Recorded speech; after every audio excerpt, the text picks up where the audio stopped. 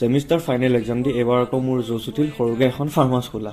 খেতি বাতি কৰিবলৈ অলপ মাটিৰ লগতে জড়িত হৈ যাওঁ। কলেজো বন্ধ যিহেতু ঘৰত এনেনো কিয় বহি থাকোঁ। সেই বুলি মই ৰাতিপুৱাই দেউতাক জগাই দিলোঁ শুৱা উঠাৰ পৰা আৰু ক'লো যে ব'লা মাটিখিনিকে হাল বোৱাই দিওঁ, যিহেতু এনেই পৰি আছে, খেতিকে কৰোঁ অলপ। পিছে মই যিকোনো কামতে বৰ ইনকনচিষ্টেণ্ট।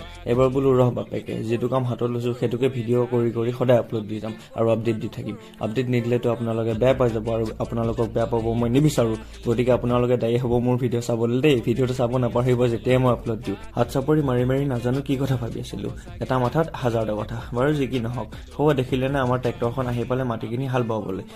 আমাৰ ট্ৰেক্টৰ নহয় দেই, মানে মাটিখিনিহে আমাৰ, মাটিখিনি হাল বাবলৈ আহি পালে। তাৰপিছত ট্ৰেক্টৰৰ ড্ৰাইভাৰজনে ক'লে যে তেওঁখিনিও খুচুৰা লাগিব, খুচুৰা নাই। ময়ো মানি বেগটো চাই দেখিলোঁ মোৰ খুচুৰা নাই, গোটা পইচা আহিছে। গতিকে মই পটককৈ বাইকখন লৈ চিপছ দুটামান কিনি পইচাটো খুচুৰা কৰি তেওঁক দৌৰি পইচাটো দিবলৈ আহিলোঁ। তাৰপিছত মই ছাগলীজনী চুবলৈ যাওঁতে তাই ক'লে যে নুচুবি, হাতখন তোৰ লেতেৰা। মোৰ বৰ দুখ লাগিল আৰু গুচি গ'লোঁ মই বাইকখন লৈ। বাই।